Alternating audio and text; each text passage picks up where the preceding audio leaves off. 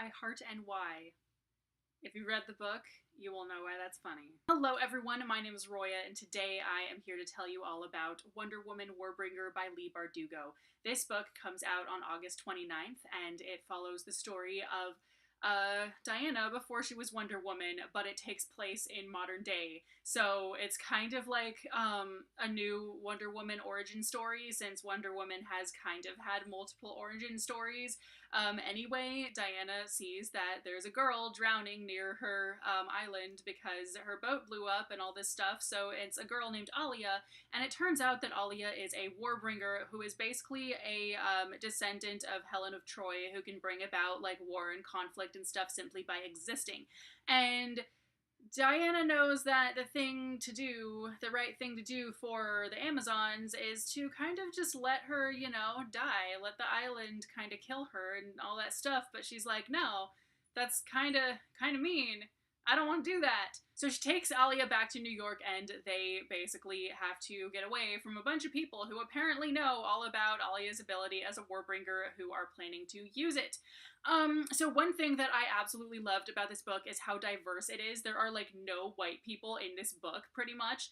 Alia is black, and so are like a lot of the other people in it. And then Alia's best friend Nim is a like chubby Indian queer fashion designer, and she is such a badass. I love her so much. And then another thing that I really loved about this book is just how empowering it is to women. So there is like a lot of female empowerment in this book, and I can't really quote from this because it's an arc, but like I wish I could. So basically there's a whole thing in there about how Helen of Troy wasn't like beautiful and everything like everyone says. People just kind of built up her beauty because they ignored the fact that it was her power that brought about all the stuff that happened, because she was a warbringer and all this stuff. So basically, just because, who tells the story? Men. And then also there's another like really interesting part in here where a character gets her first kiss, and then the dude turns out to be a douchebag. There's this whole thing about, hey, you weren't my first kiss, you weren't my first anything, because, like, I have my whole freaking life, and you were just one dude who I knew for, like, a day. So, basically, like, where the hell was that message when I was, like, 19 and 20? Like, I could have used that, and it's so amazing that that's in a book that's geared towards teenagers. Like, I absolutely loved that so much about it. It's great. So the thing that didn't work for me about this book, why I only gave it 4 stars and not 5, is basically because of the villain aspect. It just seemed very weak.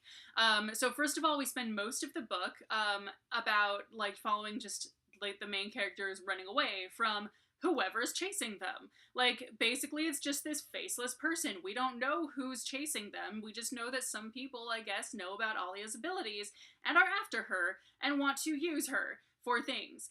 So it's basically just a bunch of running away and a bunch of survival, and they don't really know who the villain is. And then by the time that we do figure out who it is who is after them, basically it's one of my least favorite villain tropes that you probably saw in my Bookish Pet Peeves Part 4 video that I just posted this month.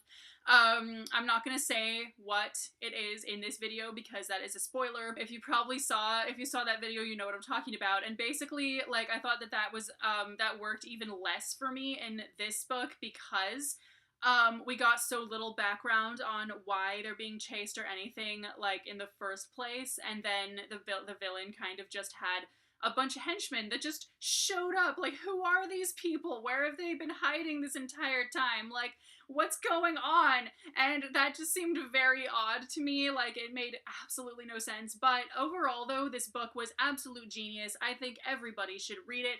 I think that teenagers especially would get so much empowerment out of this, and women especially would get so much empowerment out of this too. And yeah, I absolutely loved reading this. So anyway, thank you very much for watching this video today. If you've read this book, please let me know what your thoughts are down below, and I will see you very soon with a new video. Bye!